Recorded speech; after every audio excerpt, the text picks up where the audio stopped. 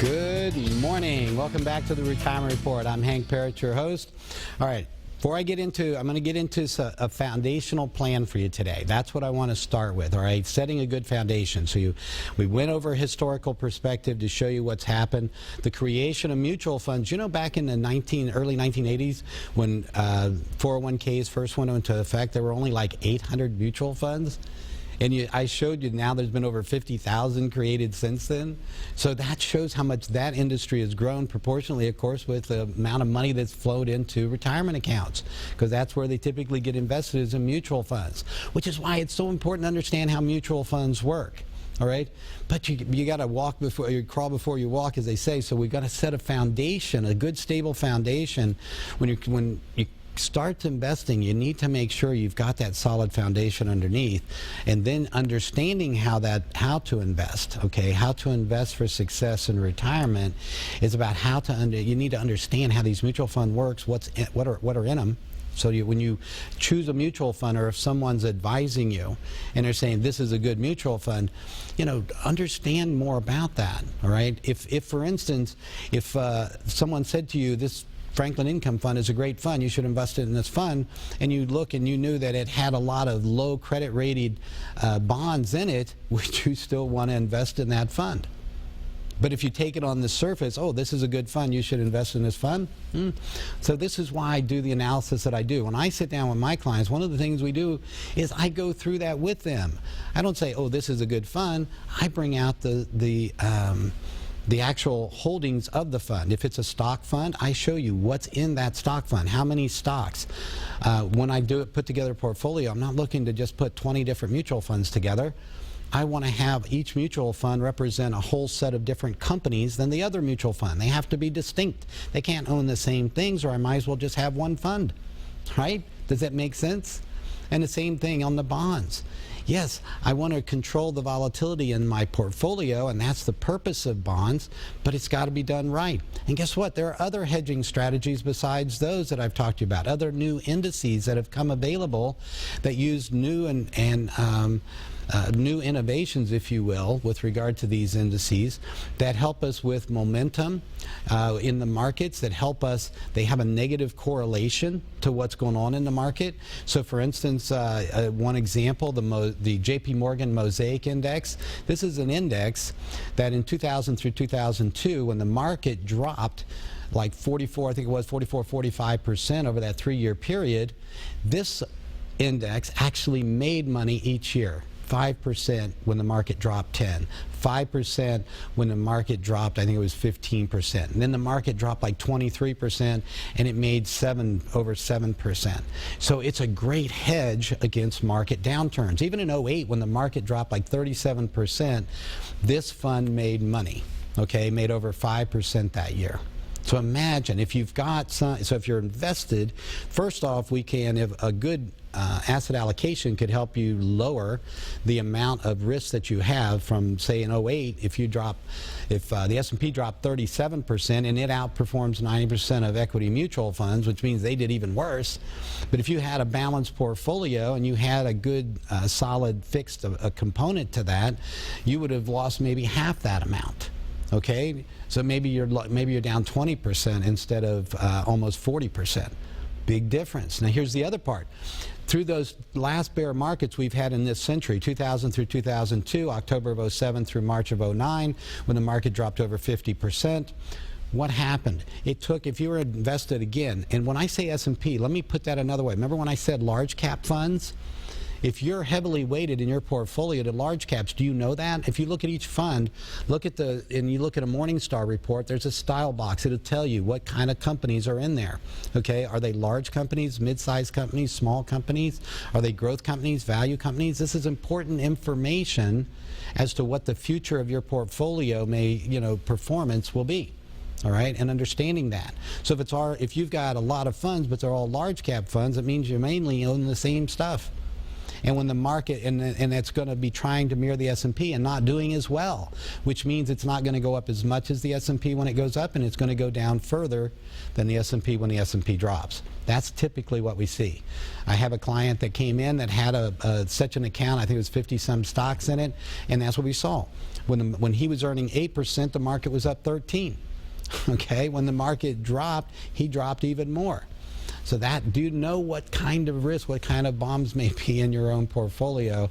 This is the kind of thing that we do in the investment analysis in helping you with that and providing you the actual Morningstar reports, showing you exactly what's in them, all right, and then talking about that risk associated with it so that you can make an informed, educated decision about how to structure your portfolio.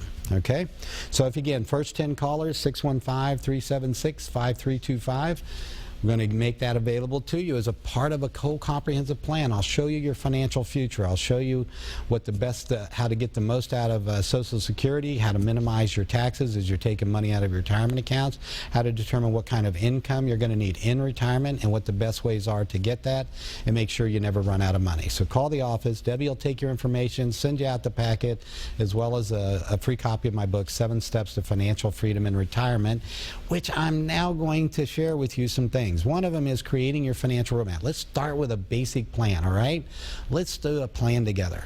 You know, where are you today? That's where it starts. Anytime you're mapping out any kind of destination, right? You're getting ready to go somewhere. What do you do? Well, I'm starting here. I'm going to go, you know, now we're using GPS, so GPS does it for us, right? We're going to do it. So I'm starting here, and this is where I want to be in retirement. How do I get there? Okay? So we start with where are you today? Where do you want to be, and how are we going to get there?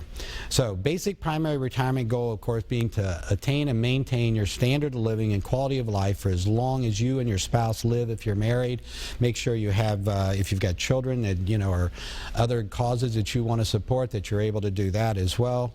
And then, of course, once you've got those basics handled, to have some fun money in that, to incorporate that into it, to make retirement more enjoyable.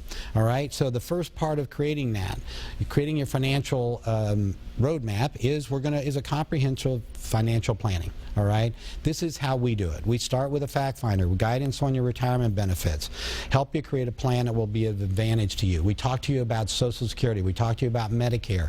If you've got company benefits that you're going to receive, we of course incorporate that in and go over those with you. A lot of choices to be made, and it's very complex. All right, we help walk you through it. We do it all the time.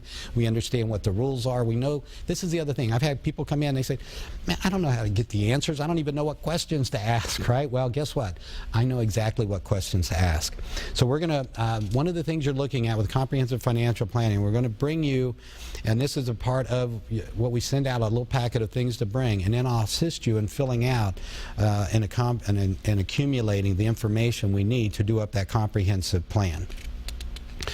And of course, again, definitely want to make sure that this is ideally done as a couple. Sometimes we start with one because of work schedules and what have you, and the spouse comes at another time when as we get that foundation set. All right, so the next part, in creating that financial roadmap, we have to look at what do you have today for what are your expenses? What are your monthly expenses? What are your liabilities? How much debt do you have? In retirement, we're going to be just as we're leading up to inflation and taxes. How do we deal with those?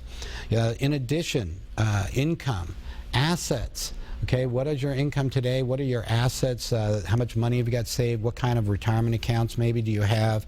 Retirement savings, and in retirement, are you, besides retirement savings and Social Security, will you have a pension? And if not, well, we calculate that in, of course, as well. So when we do all this in retirement, it's how to maintain those lifestyle expenses, what you're paying now. It's not about budgeting, about trying to reduce that or how much can I get by on.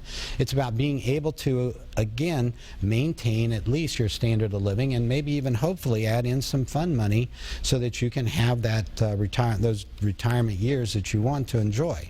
All right, and of course, minimize, it's not just what you make, it's what you keep. So minimizing taxes on those monies as you have to pull it out, that's important as well. So let's take a look at the lifestyle expense worksheet. This is one of the tools that we use and help you with, and it's basically just a great way to help you see, go down through and organize if you haven't already done this. Some clients come in, they've got this down. They've already got their own spreadsheets or their own ways of tracking these things. Others, this is a really helpful tool to kind of go through and put a monthly number out there. This is what our lifestyle looks like. This is the amount of money we need to maintain our current lifestyle, and that's what we want to do. The next part is then we set up a basic roadmap. So once you know that number, on our next slide, we're going to the roadmap that I use, we take that number, and in the bottom left-hand corner, that number goes in there, whatever that monthly number is. And we use that then as a guidepost, if you will, a kind of a starting point. So we know that for our checking account, if it takes $5,000 a month for us to pay our monthly expenses, or $10,000 or whatever that number is, then that's how much we should have in our checking account. All right? And then for a money market account, our goal would be to at least have 6 months worth set aside. And if we don't have that, that's what we want to build up to as an emergency fund for those unexpected things. We don't know what's going to happen, but something always does, right? So if something happens, if the air conditioning unit goes out, if a tree falls on our house, any of those kind of things, beyond what insurance may pay, we may need additional monies to help cover those. And the next part is those unplanned expenses, a short-term fund. So if we know we're going to need a vehicle or need to replace that air conditioning unit over the next 3 to 5 years, things like that, we're already saving for that and having it. And then our retirement accounts is the last part. That's the long-term fund where we're looking to get the most money, all right, the most earnings on that. This is where we're going to get our income in retirement. All right, because we got to stay ahead of inflation and taxes, and safe money options don't typically do that. All right, so when we come back, I'm going to give you a little more information. We're going to take a break. When we come back, I'm going to talk to you a little more about Social Security, how that plays in, and then also how you can prepare for retirement. Make sure you're going to be able to attain and maintain your standard of living and quality of life, no matter how long you live, for you, for your spouse, to be able to all your financial goals be met, and have some fun in retirement. All right, so join us here. We'll be right back on the Retirement Report.